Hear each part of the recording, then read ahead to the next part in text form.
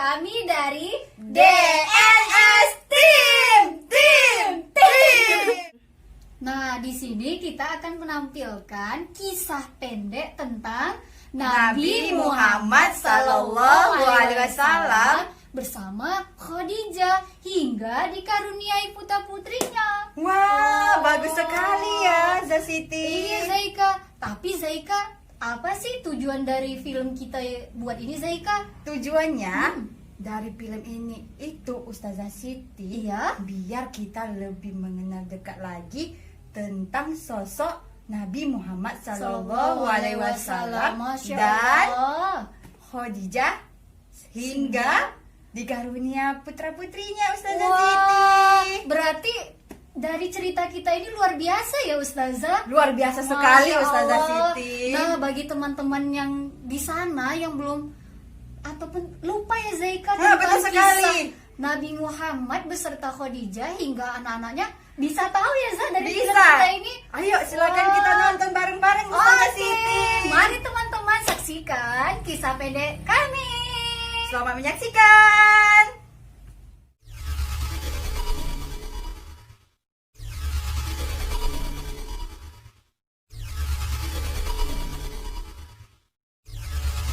Nabi Muhammad lahir di kota Mekah pada hari Isnin 12 Rabiul Awal 571 Masehi. Ayahnya Abdullah meninggal pada saat Nabi Muhammad berusia 2 bulan di kandungan.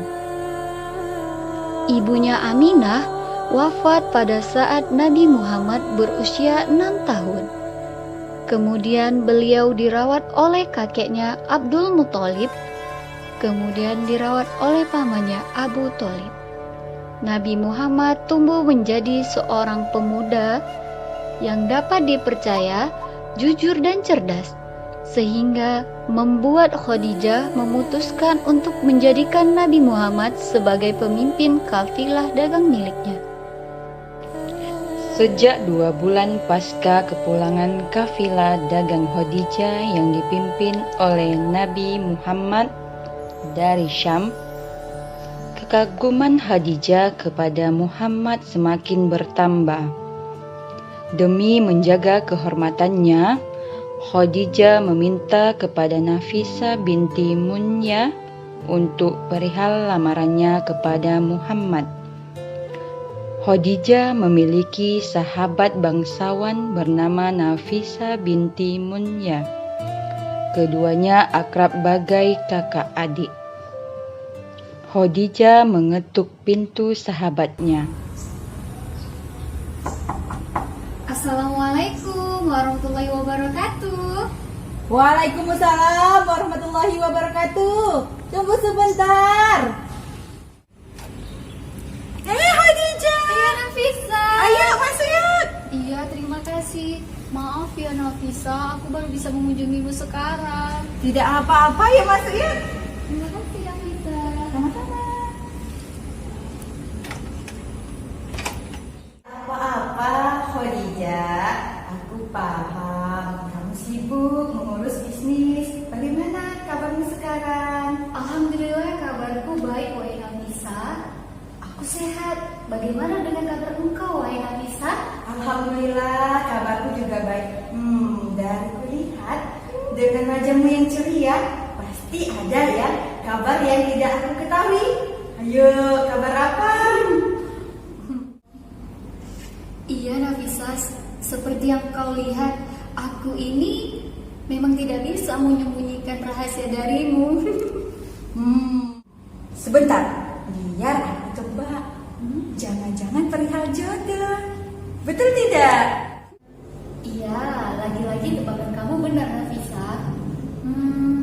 Sebenarnya aku sudah lama memantaskan diri untuk mencari atau mendapatkan pendamping yang berakhlak mulia dan dapat membimbingku nanti, wahai Nafisa. Oh, aku tahu. Laki-laki yang kamu maksud.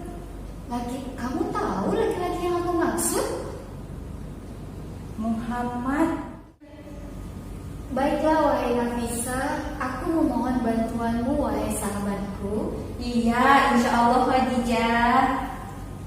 Terima kasih wahai Nafisa.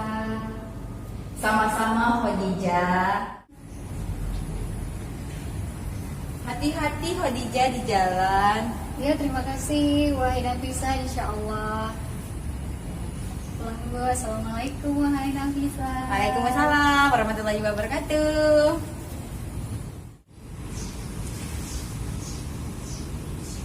Ya Allah, mudahkanlah urusan Khadijah dan Muhammad.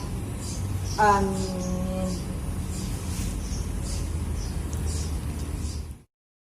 Keesokan harinya, Nafisa pergi ke sekitaran Ka'bah untuk menemui Muhammad. Ia menunggu hingga Muhammad selesai beribadah. Nafisa dan Muhammad berbicara perihal pernikahan. Nafisa menyampaikan perempuan yang hendak melamarnya, yaitu Khadijah. Muhammad pulang dan berdiskusi dengan pamannya Abu Tholib. Paman senang wahai Muhammad jika engkau menikah. Usiamu sudah dewasa, jadi sudah pantas untuk menikah. Tapi paman merasa sedih karena ponakan paman sudah tidak ada di dekat paman. Jangan berkata begitu, wahai paman. Aku akan sering mengunjungimu. Setelah Nafisa mendapat jawaban dari Muhammad, Nafisa langsung memberitahu kepada Khadijah perihal Muhammad menerima lamarannya. Hari yang dinanti pun akhirnya tiba. Muhammad dan Khadijah menikah. Pernikahan Nabi Muhammad dan Khadijah dilengkapi dengan putra dan putri. Setelah 15 tahun menikah, Bunda Khadijah melahirkan putra-putri yang soleh dan soleha. Namun putra mereka meninggal di usia yang masih balita. Anak pertama lahir bernama Qasim, namun meninggal di usia 2 tahun. Ketika Muhammad berusia 30 tahun, Bunda Khadijah melahirkan anak kedua. Lahir seorang putri bernama Zainab binti Muhammad. Zainab lahir 10 tahun sebelum peristiwa kenabian. Anak ketiga lahir 3 tahun kemudian, seorang putri yang dinamai Ruqayyah binti Muhammad. Ia dilahirkan 7 tahun sebelum peristiwa kenabian. Berselang 1 tahun kemudian, Bunda Khadijah melahirkan seorang putri lagi diberi nama Ummu Kulsum binti Muhammad. Ia lahir 6 tahun sebelum peristiwa kenabian. Setahun berikutnya, Khadijah melahirkan seorang putri bernama Fatimah binti Muhammad. Ia lahir 5 tahun sebelum peristiwa kenabian. Pada saat Zainab berusia 9 tahun, ia dilamar Abu Al-Asbi bin Robi. Zainab menikah dengan sepupunya sendiri. Suami Zainab seorang pedagang yang jujur dan sukses, namun sayangnya menyembah berhala. Sedangkan Ruqayyah dan Ummu Kulsum dinikahkan dengan anak Abu Lahab. Utbah menikahi Ruqayyah dan Utaibah menikahi Ummu Kulsum. Menginjak usia 40 tahun, Muhammad diangkat menjadi nabi dan menerima wahyu pertama di Gua Hira. Perintah pertamanya adalah untuk menyebar agama Islam. Pada awal masa dakwah Rasulullah melakukan secara sembunyi-sembunyi kepada keluarga terdekat, baru kemudian secara terang-terangan.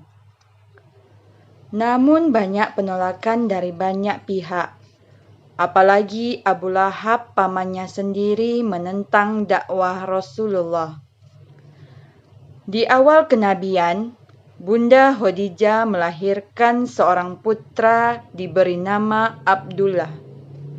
Abdullah dikenal juga dengan gelar At-Tauhir yang artinya bersih dan At-Thayyib artinya baik.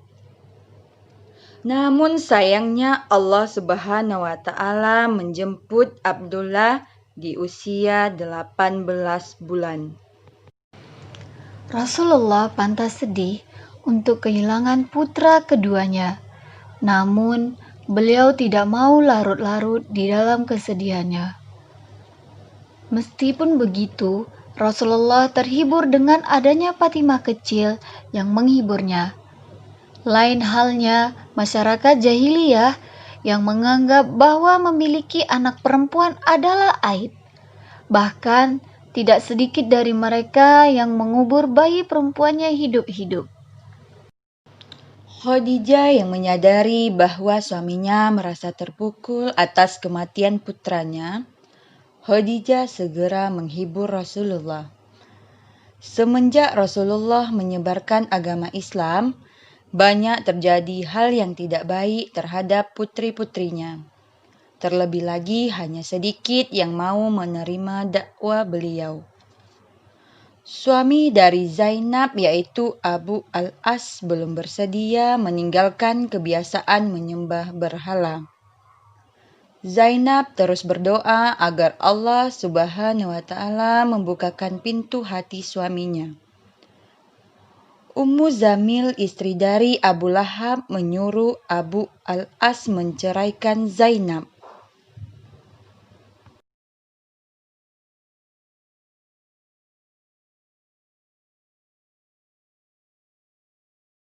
Sudahlah Al-As, engkau ceraikan saja istrimu. Lagi pula dia juga memilih agama ayahnya. Aku tidak akan menceraikan Zainab, Ibunda, karena aku masih mencintainya. Terserah kamu saja. Hal sama juga terjadi kepada Ruqayyah dan Ummu Kulsum. Mertua mereka, Ummu Zamil, sering memarahi menantunya dan mengejek Rasulullah secara terang-terangan. Hal itu dikarenakan ajaran baru yang dibawa Nabi Muhammad. Abu Lahab juga mengancam anak-anaknya agar segera menceraikan istri-istri mereka. Akhirnya, Ruqayyah dan Ummu Kulsum bercerai dengan suami-suami mereka dan mengikuti ajaran Rasulullah Sallallahu Alaihi Wasallam.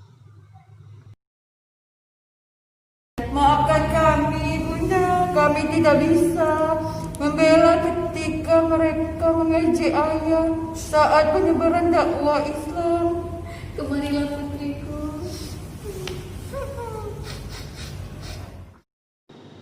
Meskipun ujian demi ujian mereka hadapi, mereka menjalaninya dengan penuh kesabaran. Demikianlah cerita singkat dari kami. Semoga kita semua dapat mengambil pelajaran dari cerita ini dan dapat meneladani sifat-sifat Rasulullah SAW. Selalu sabar menghadapi cobaan dan jujur dalam setiap perkataan dan perbuatan. Wah, beruntung sekali ya kita sebagai umat Islam. Terima kasih ya sudah menyaksikan hingga akhir. Assalamualaikum warahmatullahi wabarakatuh.